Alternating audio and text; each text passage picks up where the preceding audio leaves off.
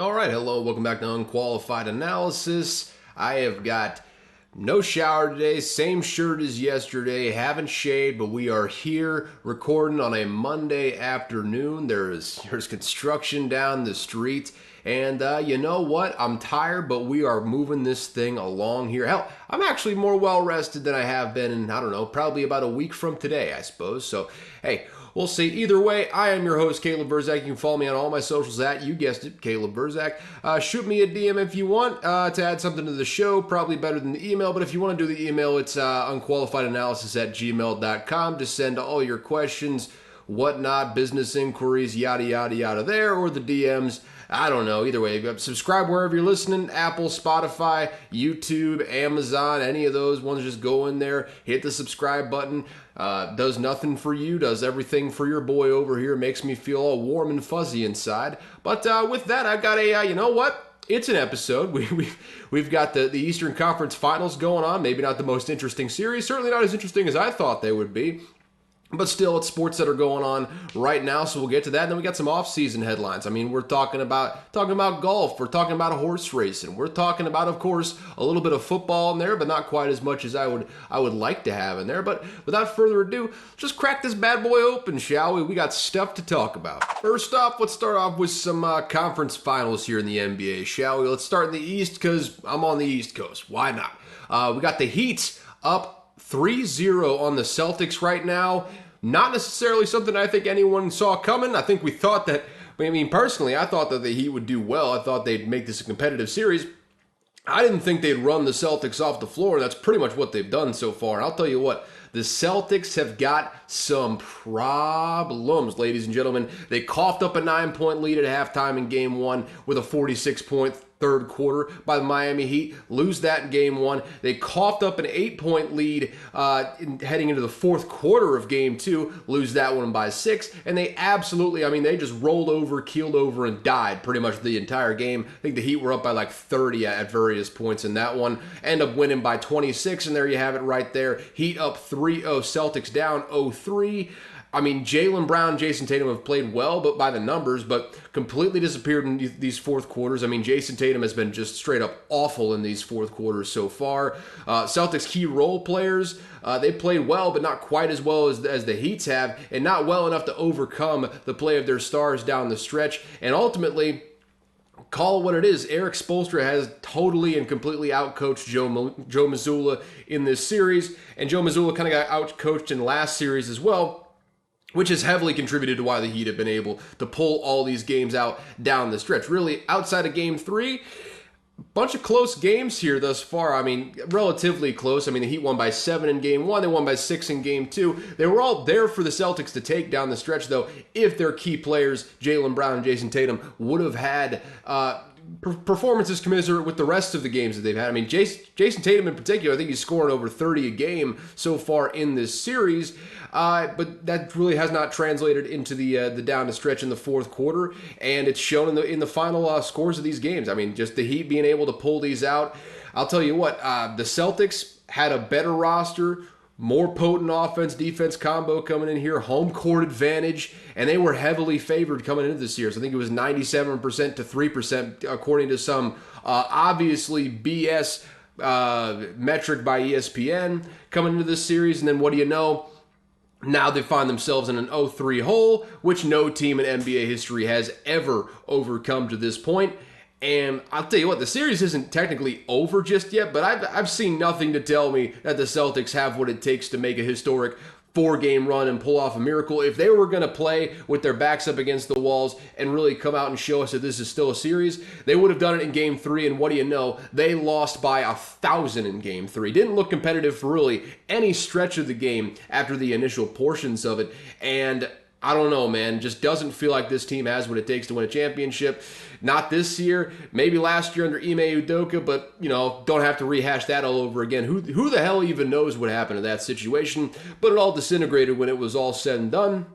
Now you got Joe Mazzulla in there, and it just does not feel like, it feels like he's in over his head coaching in the postseason. Obviously in the regular season, his system worked to perfection, being top 2 in both offense and defense. Getting to the postseason, though, I mean, struggled to put away the Hawks. down 3-2 at one point to the Celtics before Doc Rivers did a Doc Rivers, and James Harden and Joel Embiid did their thing when it comes to clutch time, particularly James Harden just kind of wilted under the pressure like he has throughout the course of his career, unfortunately. That's a different subject for a different time of the show, because we're going to talk about that one a little bit later, but put a pin in that for now. Like I said, not technically over. Feels like the Celtics are going home, though, in the next game or two. Basically, maybe they win one in game 4 with their backs up against the wall to maybe make it a gentleman's sweep. Maybe they win one in game 5, but going for game 6, at the very least, I feel like the Heat are going to close this out sometime in the next 3 games. It's probably going to be in the next 1 or 2 if I had to guess, though, because they are, at this point, this is not a team, as well coached as they are, that gives up a 3-0 lead at this point in the series. They're going to put this thing away. It's just a matter of when, not if, in my opinion. And I'll tell you what, changes are coming this offseason for the Boston Celtics. The only guy that I think won't be going anywhere is Jason Tatum right now. He's the best player on the team, for better or for worse. He's a guy that you can build around, and I think you can, give him that $300 million contract and feel okay with that. Jaylen Brown, I'm not sure if he fits into the whole equation. Joe Mazzulla, probably the surest thing of them all. He's probably going to get fired after this. I mean, make it to the Eastern Conference Finals. It is what it is. You crumble down the stretch, and NBA coaching carousel, as we've seen over the last couple weeks or so, specifically with Monty Williams getting fired, it's not fair, but it is what it is when it gets down to these things. You either got it or you don't, and it feels like Joe Mazzulla just doesn't got it right now. And I'll tell you what, I've said this time and time again, maybe not on the podcast, but just in various discussion with friends about this whole thing. They just don't have a consistent ball handler when you get down into the crunch time situations. They got a guy in Jaylen Brown he's good for getting buckets, I suppose. Not particularly, I mean, he's okay at defense, I guess. He's a well-respected guy on defense, if nothing else. But you get down to the clutch time situations, basically just leaning on Jason Tatum. And Jason Tatum in these situations, again, for better or for worse, maybe it's a product of not having a true point guard that can put him in a position to take an easier shot. Maybe it's just the way he is. Maybe it's just a little bit of his makeup as a basketball player. But you get down into these clutch situations, and he's just allergic to taking easy shots. Sometimes he catches fire. Sometimes he closes teams out. You saw it a couple times down the stretch in that previous series with the 76ers. But at the end of the day, you get right down to it, and taking crossover behind the back fadeaways from 30 feet out is not necessarily a sustainable model when it comes to consistent clutch time performance. And I feel like you need a consistent point guard, a consistent ball handler to come in there, be the second best player, and kind of orchestrate this offense a little bit more. And Jaylen Brown, I'm just not sure he fits into the equation. I mean, maybe you can pull it off. That's a big price tag to give him, though, as far as the max contract that he will be demanding. I mean, rightly, his agency, I would assume, him, all the people that represent him are going to be gunning for the largest contract possible, which I think is right around what Jason Tatum's is in this upcoming offseason. So around $300 million for that guy who is not a number one player on your team. He's been good, but not great in these situations. I don't know. I don't know if he's necessarily worth that price tag there. And it's really just, you're kind of being redundant with the Jaylen Brown and Jason Tatum thing. I think you'd like to have both, but if Jaylen Brown comes back, I think somehow, some way, they're going to have to get a ball handler in there. I said it a couple times at this point in this little rant I'm going on now, but you need to have someone in there that when it gets down to it, doesn't make it so it's just all ISO and no creativity. That's really what this all comes down to, is they have trouble closing teams out because it's really just give the ball to Jason Tatum, give the ball to Jaylen Brown, and hope for the best when it's all said and done down in the clutch time. And it's just, again, you can't expect to go out there, shoot crazy shots, and do the Kobe system sort of thing where you get the ball and then you take ridiculous fadeaway shots. And hell, Jason Tatum, I believe it was in game 2, kind of wilted under the spotlight. Again, throughout this entire series, like I said before, not really been great in the fourth quarter. I mean, he's been great for 3 quarters outside of that, but fourth quarters, he has just disappeared down the stretch in this one. I think it is because this is a more disciplined defensive team in the Miami Heat. They understand that if you force him into tough contested shots every single time, maybe he gets hot for 1 quarter, and if so, so be it. But ultimately, get down here toward the end and you force tough shots, that's really all you can ask for. And more times than not, it's going to result in some crazy, inefficient play. And without someone to create easier shots, that's just going to happen time and time again. It's the problem with this team's makeup right now. And I don't know how you fix it, quite frankly. It's not a great free agent class this time around, so it's not like you can go out there, pay someone in free agency and have this thing all fixed up as much as you can. That's kind of why I think Jaylen Brown might be part of a sign and trade sort of thing. I don't know if he's a free agent this offseason or if he can sign an extension, but feels like Jaylen Brown is going to be used as a piece to trade elsewhere to. Maybe you go for a Dame Lillard over there in Portland. Maybe, well, it's not going to be Jalen Brunson for sure. He's kind of locked in with the Knicks right now. But any one of these dynamic point guards. Hell, maybe you go for like a Tyrese Halliburton. I'm not sure whether the Pacers are going to be willing to give him up, but the Pacers have been losers in the past all the way up until this point. So why would they stop doing that now? The main goal, though, this offseason is going to be getting a true ball handler in there that you can trust in these clutch time situations, that you can put in there and believe that he's going to put your star, Jason Tatum, because no matter what, get right down to it, Jason Tatum is going to be the best player on this team no matter what, and he's not going anywhere because he's going to be the best player on this team pretty much no matter what. You need a guy to put him in better situations. Jaylen Brown has not done that to this point and really has no indication that he's really capable of doing that to this point. So I think you use Jaylen Brown in some trade sort of scenarios, throw in some draft compensation as needed, and try to get a guy in there that kind of more closely matches what Jason Tatum does when it's all said and done. So I don't know where the Boston Celtics go from here, but it just does not feel like they're going to run it back with the core they have now. Obviously, Joe Mazzulla is probably out. If I had to guess, Jaylen Brown is probably out as well. Jason Tatum still going to be the cornerstone of that franchise, but I think we're looking in the beginning of the 2023 season coming up here. I think we're going to be looking at a very different Boston Celtics squad going forward, from coach to player composition to team competition, all sort of stuff there. It's going to be a very interesting offseason, really, for both Boston and the 76ers, who we're going to talk about here in just a bit. But let's stick with the teams that are still playing for now. We got the Western Conference Finals and a series that is no less interesting as the Nuggets lead the Lakers 3-0 right now. And hell, by the time y'all are hearing this series could actually be over. There's a game 4 that tips tonight, Monday night, as I'm recording this at 8:30 p.m. By the time this whole thing comes out, Nuggets could have won that game and they could have just totally swept the Lakers 4-0. And I wouldn't be surprised, because the Nuggets have been playing out of their minds. As good as they played in the previous round versus the Suns, they've somehow stepped it up a notch against the Lakers in this one. I mean, only one game has been won by double digits, but the Nuggets have really shown their championship DNA in this conference championship series with how they've closed these games out in fourth quarters. And granted, Game 1, very exciting game. They had to hold off a Lakers onslaught to win in a track meet, but in games 3 and 4, they outscored the Lakers for a combined score of 67-50 in that final frame of those games. Jamal Murray came up clutch in both occasions, got going nuclear in Game 2 with 23 points in the fourth.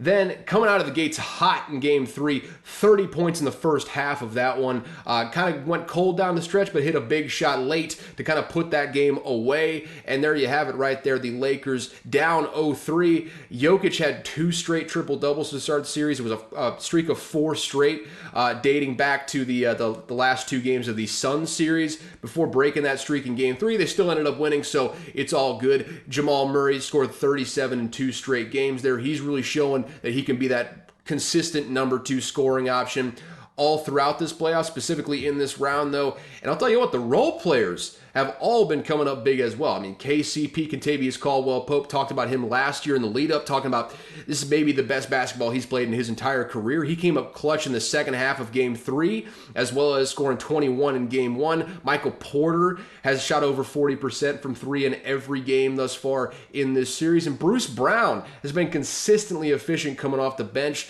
The Nuggets have done nothing to assuage the popular thought that they're the best team remaining in this postseason. So far in this series, I don't see any evidence to the contrary. Even with the Heat going up 3-0 on the other side, it's not like the Lakers have been playing bad and flawed like the Celtics have.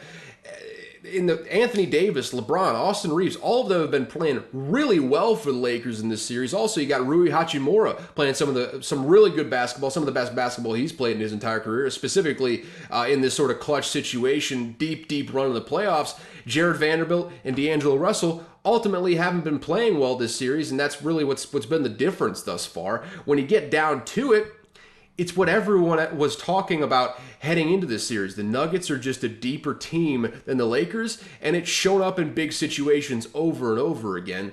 Like I said, it's not just Jamal Murray going crazy down the stretch. It's not just Nikola Jokic being Nikola Jokic and just being a freak as far as an offensive player is concerned. It's been this Kentavious Caldwell-Pope. I mean, I wouldn't call Michael Porter Jr. a role player. He's the third best player on the team, but he's been playing that shooting role very well. Aaron Gordon, not getting a whole lot of shine there, but he's been playing that dirty work role very well throughout this whole thing. And like I said, they go like I said last week, they go 8 deep in the playoffs when just about no one else does that. You go 7 at best, and you're hoping for 6 that you can really count on. I feel like they got like 7 different guys that they could really feel good about coming into these games, and that's just it's an asset that no one else has right now. And like I said, like with the last series, it may not technically be over, but like I said in the previous series, no team in NBA history has ever come back from a 3-0 deficit to win. So we can start tentatively looking ahead to the likely finals matchup here. I mean, the Heat have been a different team in this postseason, and I'm sure scoring chances will be plentiful in the eventual finals matchup between the Heat and the Nuggets, that they're going to run into the same problem that every other team has in the West, though. This Nuggets team, led by Nikola Jokic, supported by Murray and Porter, and a deep cast around them, is just head and shoulders better than anyone else on in that field right now. It's the Nuggets than everyone else. Not like the Nuggets are a perfect team, but of the teams remaining, there's no question who the best team going right now is. I said it last week. I'll say it again now. This feels like the year for the Nuggets to finally go win a title with Jokic and the crew. And from here, once they get a taste of that championship, who knows how good this team is going to be? Who knows who they can attract to town? Who knows just how good this roster can be going forward? They got that core together for a good while now. I mean, as far as Jokic, Murray, Michael Porter Jr., all of those guys are going to be in Denver for the foreseeable future. Maybe you got some question marks around that, but this championship caliber core is going to be together for a good while going forward. Michael Malone's already been there for like 7 years at this point, and no sign of being run out of town to this point, especially with how well they've played this postseason. And I don't expect the Heat to wilt like the Lakers have thus far, but they should win the finals in that matchup. I don't want to say anything about guarantees or anything like right now, but the Nuggets right now, they just look like a championship team, flat out. End of story right there. And with that, that's pretty much your basketball update right now. I don't really want to spend a whole lot of time on this basketball right now because they're not very competitive series, unfortunately. I was hoping for a little bit more competitive series. I was hoping for some very interesting conference final series, but it just hasn't turned out that way, unfortunately. And, maybe the Lakers can make a run at this down the stretch. Maybe the Celtics can get hot and make a run at this down the stretch. But at 0-3, it just feels like an inevitability that we're going to get Heat versus Nuggets in the finals, and it's going to get decided throughout the course of this week. So by the time we talk next time, it's either going to be official or someone's going to have completely subverted my expectations. And you know what? I hope for such a thing, because that would make it a little bit more interesting to talk about here in late May when we're doing this. We are in the true doldrums of the offseason. But with that, done with the NBA, let's get into some headlines, shall we? We got this one shaping up to be a quick episode, ladies and gentlemen. That is probably the quickest NBA segment I've done thus far in the playoffs, man. I kept it to a tight, 18, definitely under 20 minutes, because we're still looking at under 20 minutes on the raw recording, and there are some things that I'm going to be able to cut out of there time-wise. Maybe not from the actual words, but, got some pauses in there, stopping to drink my ice-cold caffeinated beverage, but we're just going to keep it rolling here. Sticking with basketball for a little bit longer here, because I told you all last week that a big lottery was coming up here, and there was a winner to that lottery. There's a winner to every lottery, I suppose, but I digress on that front. Just a second here. I have got some things to do right quick. And never mind, dude just dropped the package at the door. I saw him walking up, just looking over to my left here, scanning to make sure that I didn't have to sign anything, but we're good. It's all good, ladies and gentlemen. So what was I saying? Yes, the Spurs, after all the chagrin that they faced throughout the course of the season, chagrin, what am I even talking about? What kind of words am I using right now? I got a tired brain, but we're just going through it right now, man. We are just pedaling through this whole thing. But anyways, the Spurs have won the shun victory for Victor Wembanyama. Sweepstakes, they will have the number 1 pick. Much to the chagrin, that's where I got chagrin from. It's later in the outline here. Much to the chagrin of the league office, who would have loved to see the number 1 pick go to the Rockets or the Wizards, who at one point, I'll tell you what, Wizards had a better than 50-50 shot to win that number 1 pick. And in true Washington fashion, they end up with the number 8 pick, because that's just perfect poetry right there. They have a 50-50 shot of going number 1. You think, hey, maybe they end up with the 2 or 3 pick. Nope. With all that good juju going for them, they still end up with a number 8 pick, and that's pretty much a good encapsulation of what the Washington Wizards have been for the entirety of their history, but I digress on that front. NBA league office would have loved to see him go to a big sort of TV market, big sort of streaming market there with a whole bunch of people in the area.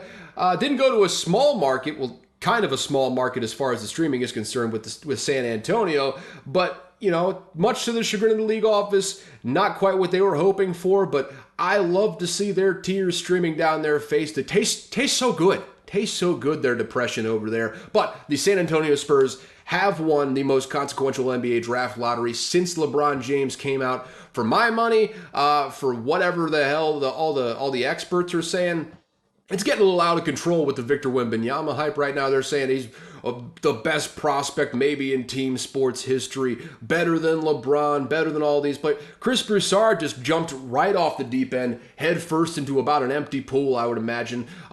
He said, the quote was, if Victor Wembanyama turns out to be like a Hakeem Olajuwon or Tim Duncan, that will be a failure.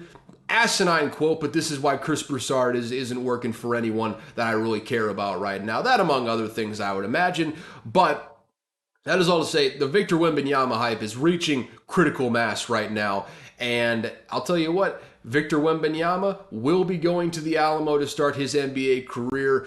Whether he likes that or not, probably going to be there for at least 7 years, I would imagine. That's basically how this whole thing is structured with max contracts and whatnot. Obviously, that first deal, he's going to sign the extension, has that rookie deal going right now. So they got a nice little window here before Victor Wembanyama decides to go elsewhere in all likelihood. He's got some personality to him. He's got some flair to him. There's a good chance this isn't going to be like a Ja Morant situation where he shuns the spotlight, doesn't necessarily love to be out there. Probably not going to be like a Nikola Jokic situation who, once the NBA offseason comes around, see ya, he is nowhere to be found.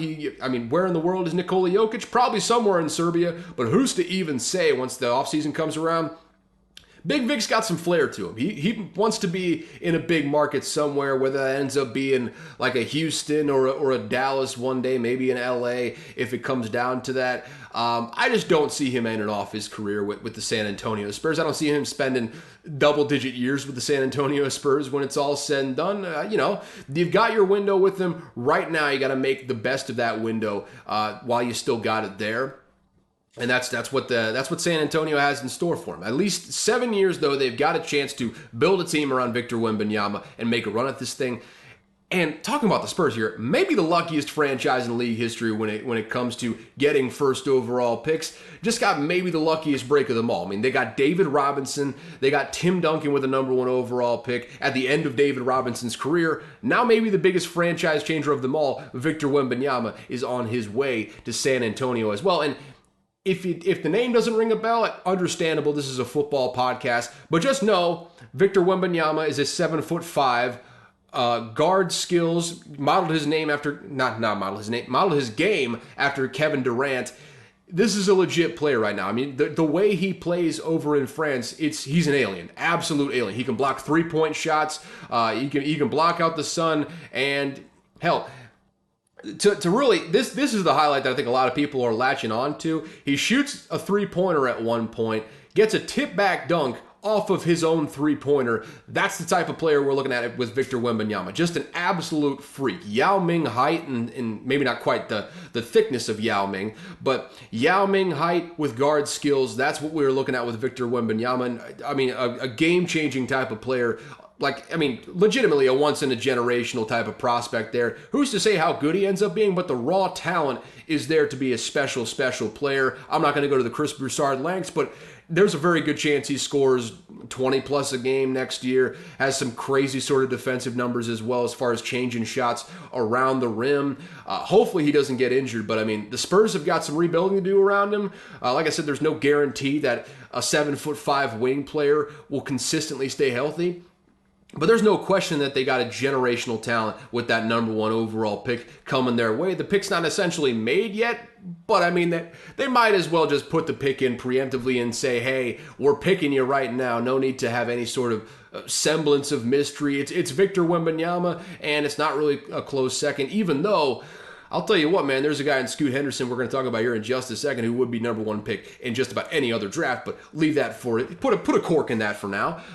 The Spurs have shown time and time again they can put together a supporting cast once they have the centerpiece in place. They did it with David Robinson. They did it with Tim Duncan. It's all in place now. Maybe not all. They still got to probably figure out the other players. Outside of Victor Wembanyama, there's a reason they were in position to have the number 1 overall pick this year once again, but it's all in place for him. I'm looking forward to seeing what Greg Popovich in the front office can do once Big Vic gets in the building. This was probably the best possible landing spot for him as far as developing as a player in his career. I think Popovich is probably going to have to, find a little bit more a rhetorical tact, if you will. He's a big lay into his players, yelling a lot, old school type. I mean, he's 72, 73 years old. So I mean, that's kind of what the previous era was about. You were hard on your players, but you loved them, and his players end up loving it. And I think Greg Popovich, he's shown time and again that he can adapt his game to kind of fit with the times a little bit more, and I think he's going to do that again with Victor Wembanyama. There's probably going to be a little bit of a bit of an adjustment period at first, but once he gets the guy in the building and realizes what kind of prospect he is, he will change accordingly, or he will, eventually get out of the building entirely. And I don't think that second option is going to happen. I think Greg Popovich is going to figure out a way to stick around with this player and make sure he turns into the best possible player that he can be. But it's going to be overshadowed because of the magnitude of what Vic is as a prospect. But Charlotte at number 2, moving on to Scoot Henderson, like I was just talking about, is going to get a player that would be the number 1 pick in just about any other draft, hands down, I would say. And he's not a guy that's received much attention with the hype around Victor Wembanyama, but he's been comped as a bigger Derrick Rose, and he's going to play alongside one of the most dynamic guards in the league right now in LaMelo Ball as far as playmaking, ball handling, all that stuff. A young, promising guard who hasn't even, I don't think LaMelo Ball has even gotten to the point where he can sign that lucrative second contract just yet. He's still playing on that rookie deal. So you bring in Scoot Henderson, you got LaMelo Ball.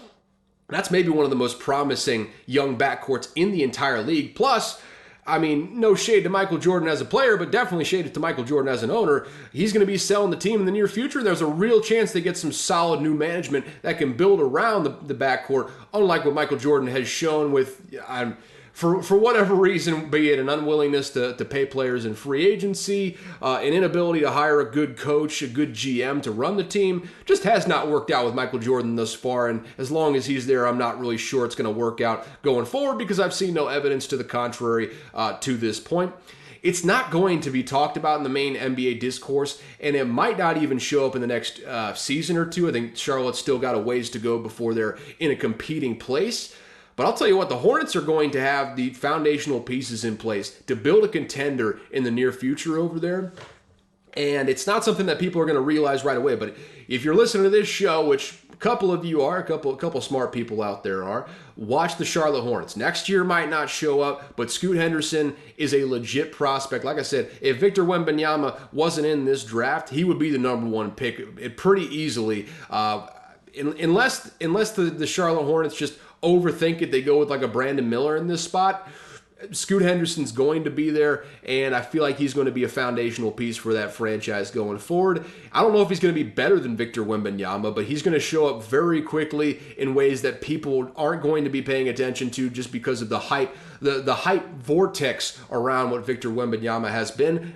There's two legit, very, maybe not franchise changer in Scoot Henderson, but a really, really good star caliber talent going to Charlotte as well. So there you have it. Victor Wembanyama going to the San Antonio Spurs in all likelihood. Scoot Henderson going to the Hornets in all likelihood. Those could be real sorts of game changers, at least for the Spurs. We'll have to see what happens with the Charlotte Hornets as far as management is concerned. But with that, let's get away from the basketball for a bit, shall we? And I'm talking about just for a bit because there is another story we got to talk about at some point here. But Bob Baffert is back, baby. National treasure. A Bob Baffert trained horse wins in a depleted Preakness field, but a win is a win. The Kentucky Derby champion was still in there, so you know what? Beat that guy or that horse, if nothing else. This was the first race that a Baffert trained horse, easy for me to say, could run again after the year-long ban for pumping horses just full of steroids. I mean, just putting Winstrol in their blood, whatever they give horses nowadays to make them go faster. That's what Bob Baffert was accused of doing. He'll deny it to the end of days because he has to, otherwise his reputation is totally sullied. But there's a reason they suspended him for that year and change, and it's because, you know, the horses were all juiced up. I mean, no two ways about it. This was the 8th Bob Baffert trained horse to win the Preakness. Also, one of his horses in the undercard got euthanized because of a racing injury. So Bob is fully back, baby. I mean, we got horses being trained under maybe not mysterious, but questionable circumstances. We got other horses winning the races. I mean, the full Bob Baffert experience, you got it in this one, ladies and gentlemen. And you know what? Kentucky Derby, my mouth is not working today, folks. The Kentucky Derby winner, Mage, came in 3rd, so no Triple Crown this year. And you know what? Honestly, don't really care about horse racing, but Baffert is back, baby. Also, I love a good chance to talk about a dude pumping horses full of steroids. So this was my excuse. There you go. Horses. There you have it, folks. On to other sports I don't really care a whole lot about. Golf. Brooks Koepka wins the PGA Championship, and we are in a dead and depressing part of the sports calendar right now, folks. So let's talk about the golf, shall we? Good for Koepka. After all the injuries he went through and the ridicule associated with jumping over to the LIV Tour, had some pearl-clutching golf analysts in a pretzel having to say good things about a guy who took Saudi blood money, which is always fun to see. I mean, I love... as a guy who is a little bit awkward, maybe it's something I should talk to a therapist about, but I just love seeing people uncomfortable in social and public situations. It warms my heart, makes me feel like people are like me sometimes, you know. Good awkward sort of clashing of the minds, if you will. Just love it. It's good for the soul. It makes me cringe inside, but it makes everyone else cringe too, and I love it. Just love to see it. But anyways, it is Brooks Koepka's 5th career major win, all coming since 2017. That's the most during that span of 6 or 7 year span. So hey, interesting time in golf right now. Not something that we would have seen coming with Brooks Koepka coming back to form the way he has, especially with those injuries I was talking about. But when he left the PGA Tour, there was a reason he took that LIV contract. One, it's life-changing money, and you know, Again, I've said this back when the whole LIV thing was first popping off last year. You don't know. You can go on your moral grandstanding tour all you want. You don't know how you're going to react to having hundreds of millions of dollars plopped on the table right in front of you. All you got to do is sign this paper, and it is yours for the taking until it is right there. You just simply don't know how you'd react. And personally, being a poor-ass motherfucker as I am right now, I can't say I wouldn't take that money, because I'd say 95% sure I would take that money and run if the LIV Tour came up to me and said, hey, you're going to play for some Saudi blood money for about $100 million. I'll be like, all right, I'm going to put my morals to the side for a couple of years and then retire. That's there you have it right there. That's my whole philosophy on that sort of thing. So I'm not going to sit here and morally grandstand about it. But after he left the PGA Tour, he was on a bad streak of play in the PGA. So going over to the Live Tour, thinking maybe Brooks Koepka fades into obscurity with this new Live deal. Not the case at all. He got healthier, he got better, and it's always really been for Brooks Koepka. He cares more about the majors than just about any other thing on the calendar. And now that he's healthy, it feels like he can really capitalize on that loving of the majors a little bit more, and I'm looking forward to seeing where he goes from here. Maybe this is the final major win. You never know with these sorts of things, but he's playing the best golf that he's played in maybe not his entire career. He had a couple years there where he won multiple majors in a season, but getting back to major winning form, he played really well at the Masters. Played very well I guess the U.S. Open is coming up. Still got the Open Championship, so a couple more opportunities for him to get one. But hey, good for Brooks Koepka for coming back. He's a likable guy, no matter what you feel about him taking the Saudi money. I mean, just listening to him talking in interviews, if you're not one of those like pro clutching golf fans, not even referring to the Saudi stuff anymore, just you know golf people. You know people who are really into golf. They love their weird little rules and, the pomp and circumstance of the whole thing, the gentleman's game, if you will. I love competitors, and Brooks Koepka, he's cocky, he's competitive, and it's sports. Sports is better when you got these types of guys in it. I love Brooks Koepka, and I think even outside of that, just listening to him in interviews, I mean, he seems like he's a fun guy. He seems like he's a good guy to be around, and we need more of those guys in the sport overall. And I think we're slowly but surely getting more of them. I feel like there's a lot of fun guys in golf right now, whether they be on the Live Tour, whether they be on the PGA Tour proper. Just a lot of good guys out there, and I'm interested. I like where the sport is right now, even though I can't lie to you, I did not watch a second of this tournament. Not a single second live. But also, I'm also going to be honest with you, the coolest thing that happened was not Brooks Koepka, it was Michael Block having probably the greatest sports moment or series of sports moments in his entire life. Block is a club pro out of California, which, if you don't know what that is, welcome to the show. I didn't really either until, I guess, probably a year ago, I suppose. That essentially means he works for a golf course, golf club. He gives lessons, promos for the club, does that for a living pretty much, which if I were just to do that sounds awesome. I mean, you show up, you play golf every day, you keep your handicap low, you teach some schlubs about how to improve their game. They're probably going to go out there and shoot 90 later that day, but they're going to put in all the hours they can to get better. But I'll tell you what, not a bad little living to make there. He won a qualifying tournament to earn an invitation to the PGA Championship, I believe, and he's one of the better course golf tour pros out there, I suppose. Club pro, I don't know. Again, just talked about the term and I didn't even remember what the term was, but I digress. One of the better tour pro or club pros out there. I think he's won several sort of tournaments like this, but he made the most of that opportunity he was given, though. On Sunday, he hit a hole-in-one clean on a par 3. I mean, no bounce,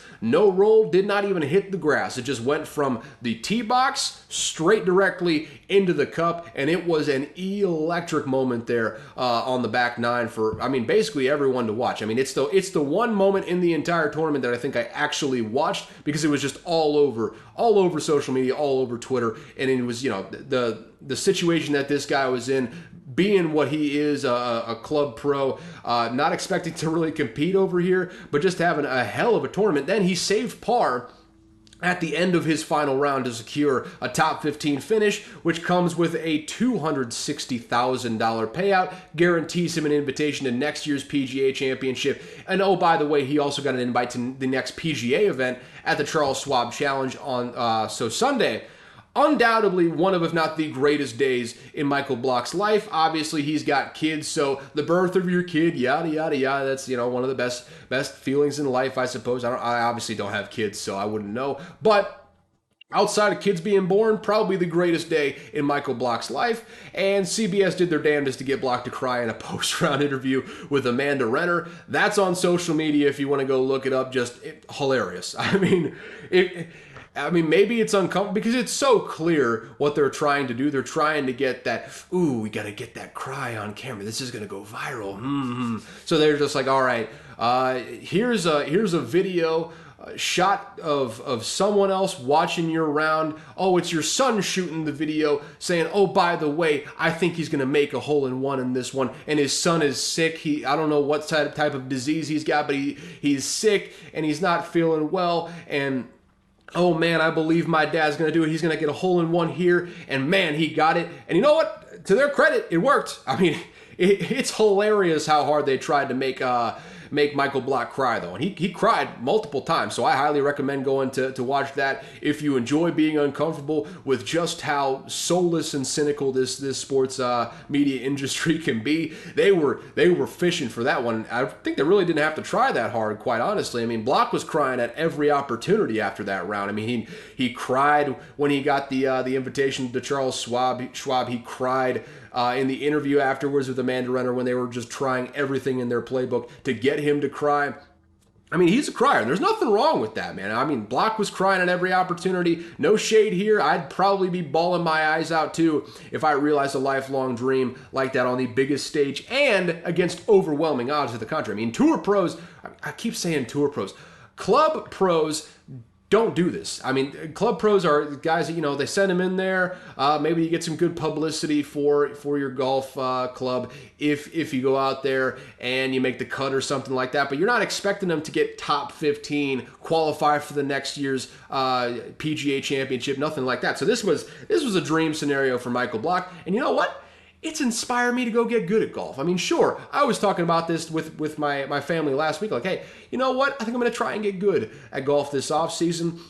But you know what? If this guy can do it in his mid-40s, maybe me, who has played less than 5 full rounds in his life and shot well over 100 in each one, maybe I can do it. I've got time to make it happen. I mean, who's to say? But there you have it. I'm talking about myself now, which means I'm probably done talking about golf.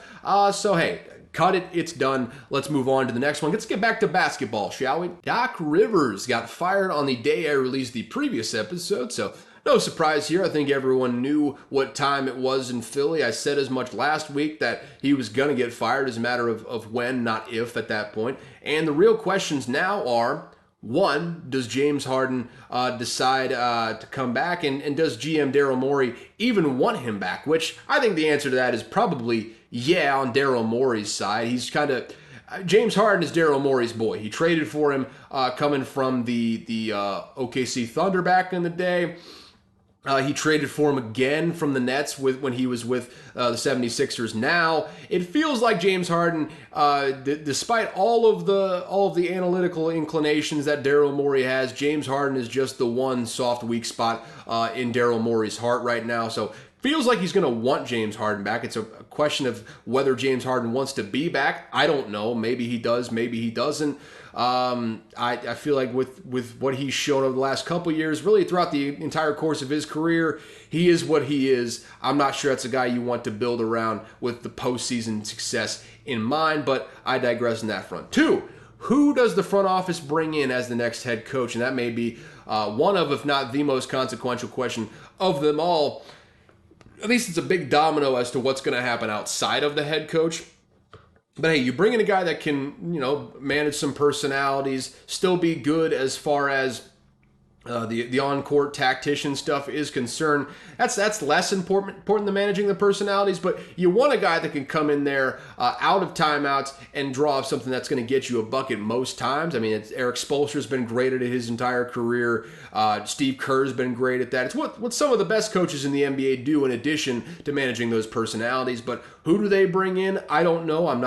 Don't have intimate knowledge of the head coaching candidates out there outside of Monty Williams and Mike Budenholzer, which if they bring in Mike Budenholzer, that's probably the most hilarious of these outcomes because they're just going to be right back where they were last year based on what I've seen from Budenholzer over the last couple of years. But that's a big question up in the air. Number 3, how do the Sixers restructure this roster after continually losing in the second round year after year? I think it was 3 straight years under Doc Rivers. It was a couple straight years even before that, before Doc Rivers got there.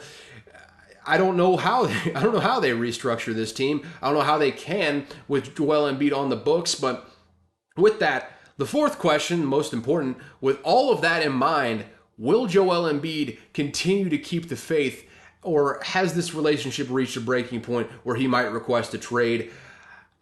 There's a lot swirling in around Philly that bears watching over the course of this summer. This team could look completely different by the beginning of next season.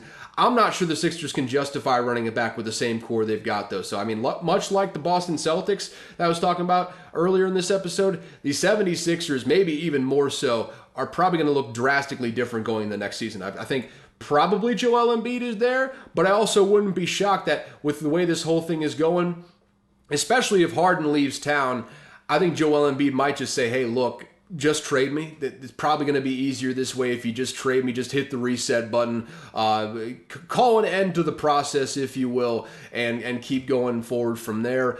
I don't know what the Sixers could be. I mean, maybe the most drastic swing possible this offseason. They could go from being one of the better teams in the East, maybe making a championship run going into the playoffs, to coming out of it, I mean, just looking to hit the reset button. Again, I would not be surprised at all if that is the case going forward here. So who's to say? Joel Embiid is the one that's going to hinge on a lot of that, and even more so than that, you're talking about James Harden, the head coach, all the supporting cast. Like I said before, with, I believe it was the Celtics I was talking about, not the greatest class of free agents this year, so maybe you try and rebuild through free agency, but it's not the best year to do it. Maybe you go for a trade. Maybe you do a sign and trade with Harden or something like that, where he opts into the deal and you try to get another player out of that. I'm just not sure what the Sixers can do this offseason realistically to get themselves in a championship position, though. It just doesn't feel like, for better or for worse, Joel Embiid cannot stay healthy in the biggest moments. He hasn't shown it yet. I don't think he's going to show it going forward. And because of that, I'm just not sure this Sixers team, I'm not sure this Sixers core is going to be good enough to win a championship. And if that's the case, you might as well just blow it up. You might as well hit the reset button. It's going to be hard to get another player like Joel Embiid in there, but I mean, I'm not sure what else you can do at this point. It's just, it feels like it's run its course there. In Philly, this is going to be quite an offseason, I feel like, for Daryl Morey. Got a lot of work to do, and it all starts with James Harden, with that head coach, and branches out from there. A lot of dominoes to fall this offseason in Philadelphia. With that, though, let's get the hell out of basketball. I've talked entirely too much about it today. College football. The rare college football headline coming in is because we got some seismic activity percolating underneath the surface right now. The ACC might be disintegrating before our eyes, folks. And might have heard about this floating around last week if you were kind of plugged into the college football space. But if not, let me give you the gist of the story right now. The ACC, the bottom line boils down to they got a terrible TV deal. I mean, it works out all right for the very bottom tier of the conference, at least right now, but doesn't pay the top level schools a value that is commensurate with what they bring to the table. I mean, the Florida States, the Clemsons, hell, even the North Carolinas of the world are probably bringing in way more money than someone like a Boston College or a Virginia or someone like that is right now. And even more than that, it doesn't expire until 2036. That's 13 years left on that TV deal. And by that point, even the lowest level schools will be underpaid. It's just that it's a deal that is entirely too long. It's entirely skewed towards the networks and the TV institutions that signed the deal in the first place. And the ACC has said that it's basically unbreakable. You can't get out of it. So no matter what, no matter what way you slice it, it's just not an awesome deal for this conference. With that in mind, though, there are 7 schools right now that are trying to see just how unbreakable that deal is, in the words of CBS and just about everyone else that has covered this. They're getting some lawyers on the job. These 7 schools are as followed: Clemson, Florida State, North Carolina, Miami, NC State, Virginia, and Virginia Tech, all looking to break this TV deal right now, which it sounds major. It sounds like there's some real discourse in the ACC right now, but it's not just the TV deal that is at stake.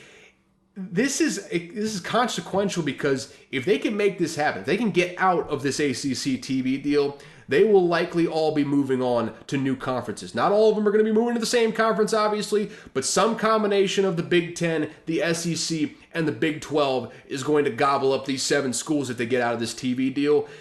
That would kick off a new wave of major conference realignment, which may have major ramifications for the Pac-12. for all of these conferences, if the ACC crumbles, it feels like it's going to have a domino effect that's going to affect everything. It's all leading towards what we've been saying time and again. Everyone who's followed the sport, first off, basketball clearly doesn't matter because the ACC was one of, if not the best basketball conference in the entire country consistently over the past several years, especially after they gobbled up some of those old Big East teams from whenever that conference disintegrated in the previous iteration of conference realignment. This time around, you can tell clearly it's all based on football. Football is the breadwinner at all these schools, and football is going to dictate a major shift here. In the Pac-12, we talked about before, only briefly, about that TV deal still not being signed. And like I said, it is still not signed right now. It is a very fluid situation. USC, UCLA already moving to the Big Ten. It could be even more teams, especially if the ACC breaks down, because you don't want to be caught on the outside looking in. And for better or for worse, it feels like the ACC and the Pac-12 are going to be the guys on the outside looking in right now. It's not, as much as we like to say Power 5, it is not a Power 5 anymore. It is a Power 2 and then the other 3 at this point. And the Big 12 is, through sheer force of will. Remember, back in, I guess it was the early 2010s or something like that, when the first real big wave of modern conference realignment happened, where Texas A&M moving over to the SEC, teams moving over to the Big 12, all that sort of stuff. The Big 12 was looking like they were on the verge of collapse, obviously. And back then, there was talk that Texas and OU were going to leave, whether it be for the Big 10 or the SEC. Now they've finally ended up leaving to the SEC now, so ended up coming to fruition eventually. But through sheer force of will, the Big 12 is coming out looking like, of those other 3 conferences, the Big 12, the ACC, and the Pac-12, the Big 12 is the one that has just shown the want to stay relevant, and they've added teams like UCF, like a Cincinnati over there. BYU, which may not be the biggest name in the world, but as far as the money they bring in, there's a reason they were independent for a good amount of time there. It's because they can make a whole lot of Mormon money. I'll tell you what, Notre Dame, that's the big reason why they're independent. They can make a whole lot of money on their own just because of that Catholic institution money. They can go just basically anywhere can BYU and just say, hey, we're the Mormon representative. Bring all your Mormons to this stadium, have them buy tickets, and have them watch the game. They are a money-making machine. Houston also joining the Big 12 as well. They've lost basically every player known to man on that football team, but still a solid addition as well. And they're going to gobble up. I'm telling you right now, they're gonna gobble up some of these Pac-12 teams. I think some of these ACC teams. The Big 12, they're not going to be on that Power 2 of the Big 10 SEC level, but they're going to end up still being kind of relevant. Like I said, of those other 3, they're probably going to be in the best position to still say, okay, we got a major conference over here, maybe not on the level of the SEC or the Big 10, but we're still going to have a major sort of conference, unlike the Pac-12 and the ACC. So this is all to say we are on the verge. The conference realignment avalanche may be just on the horizon right now. We are on the verge of some major shifts happening. It's just waiting for a domino to fall, whether that be the Pac-12 TV deal falling through, whether that be these 7 ACC schools finding a way out of that ACC TV deal. We are on the verge of major conference realignment once again. It is about to spark back up in a way that we have not seen in over a decade at this point, I think. So stay tuned to that. I'm not sure whether it's going to be good for college football as we know it. I think it's certainly going to be different than what we've known for quite some time, but change is on the horizon. It feels like the wheels are turning to a point that I don't think it can be reversed at this point. It feels like a matter of when, not if. The soil is loose at this point. A mudslide feels like it is coming, and it's just a matter of time before it happens. So keep an eye on that. It feels like conference realignment is about to kick back up in a big way here soon. So yeah, keep an eye on that going forward. Let's move to the NFL, shall we? There's going to be a playoff game on the Peacock. The NFL announced last week that Peacock will have exclusive rights to stream a playoff game in the wild card round of next year's playoffs.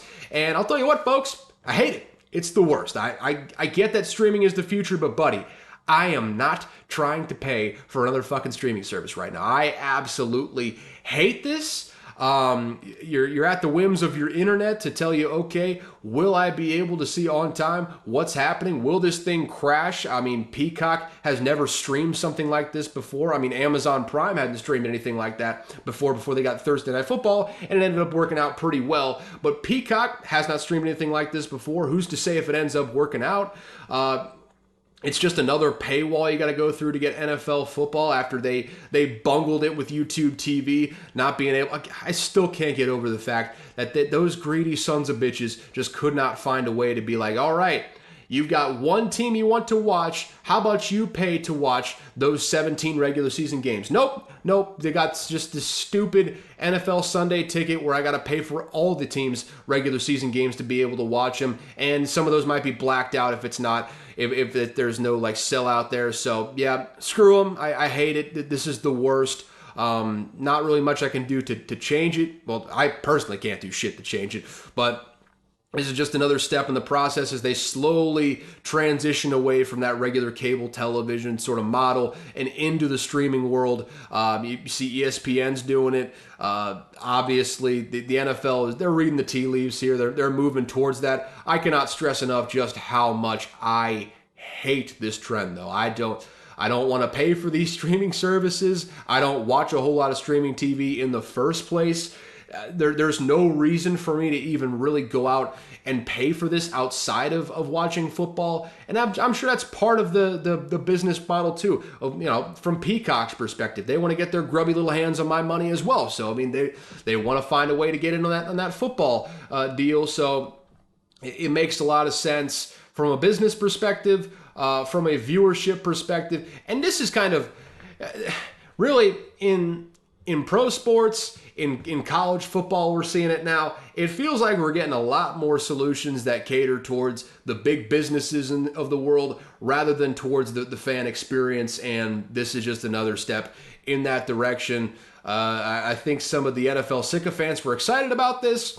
Me, as a lifelong NFL fan, I absolutely hate this, but whatever. It's going to be the playoff game, so I'm probably going to end up watching it. I'm not paying for it though. I'll tell you that right now. I'll create 50,000 Gmail accounts just so I never have to pay for Peacock. I will just do a free trial on it and then cancel right after the NFL game is over because fuck you, NFL. I'm not paying for your stupid bullshit, and fuck you, Peacock. I'm not paying for your stupid bullshit either. Just, what else is new? I'm hating on big business. That's just how this whole thing works in my life, I feel like. But whatever, it's a playoff game, so I'll end up watching it even if I don't pay these greedy corporate fat cats their money to do it.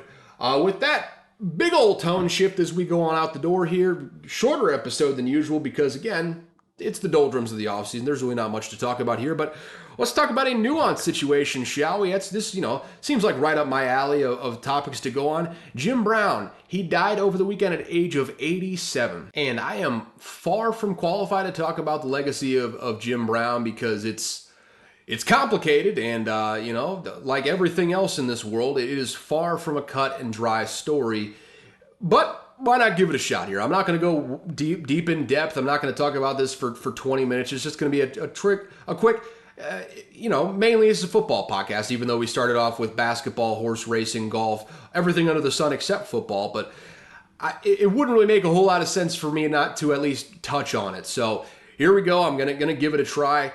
He was one of the greatest players in history of football and a titan in the civil rights and economic equality activism after he was done with football. Played in the films like The Dirty Dozen, all that sort of stuff. Good acting career as well outside of football. Just an icon of his age. Probably his most famous post-football career image was him, Bill Russell, Kareem Abdul-Jabbar, then Lou Alcindor, because I don't think he converted to Islam at that point. But flanking Muhammad Ali at a news conference after Ali decided to be a conscientious objector to being drafted for the Vietnam War. Iconic moment in civil rights, iconic moment in American history of protest, all that sort of stuff. Jim Brown was a big part of it. Didn't necessarily agree with what Ali was doing, but stood behind him, stood his ground with him in solidarity with Muhammad Ali, and that was admirable. Later, he shifted his focus focused to helping young black kids find better economic opportunities in an objectively unfair system. I think there's no two ways about it. That's just how it was back in the day, still is to a certain extent now. Didn't fix everything, but certainly didn't hurt as well. After football and his acting career were done, he really worked for the rest of his life to make this country a better place for black people, for everyone really, but mainly for minority communities and the underserved. Undeniable here that Jim Brown did a lot of good in his life, but we can't just sit here and pretend like Jim Brown was a saint among men. He was never convicted, but he had several, more than I can count on one hand, I think, accusations of domestic violence and sexual assault over the course of 30 plus years, pretty much. He went on trial for an accusation leveled against him by his own wife at the time. I think in 1999, one woman claimed to father his child as a result of a sexual assault in the mid-60s. And like I said, while he never got convicted, the fact that similar accusations popped up again and again and again over the course of decades, including from his own wife, like I said, should tell you he was far from an angel. This is not a situation where this is a cut and dry, great man. Like I said, much like everything else in this world, Jim Brown was not a shining beacon of moral character.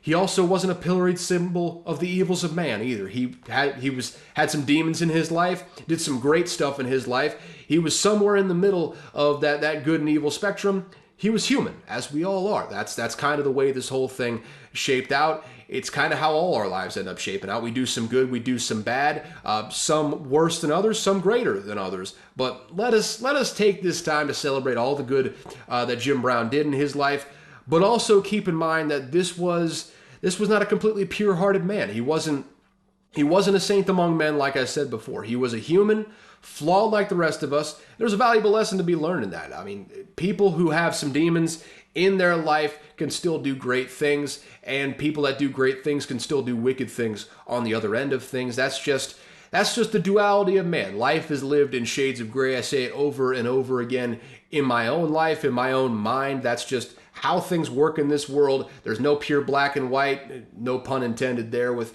the reputation of activism for Jim Brown here in this one.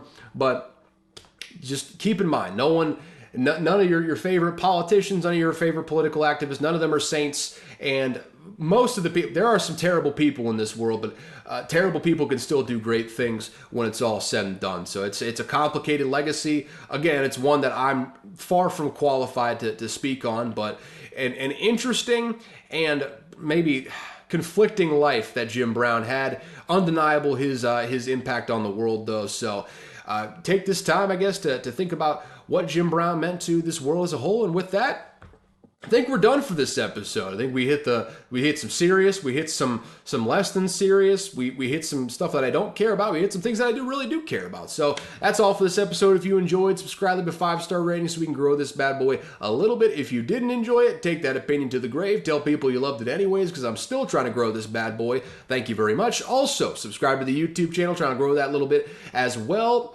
I release one episode per week until football is back in full swing. During the offseason, really no telling what I'm talking about. Could be good, could be bad. Just show up, tune in to find out, I suppose. There's my sales pitch for you.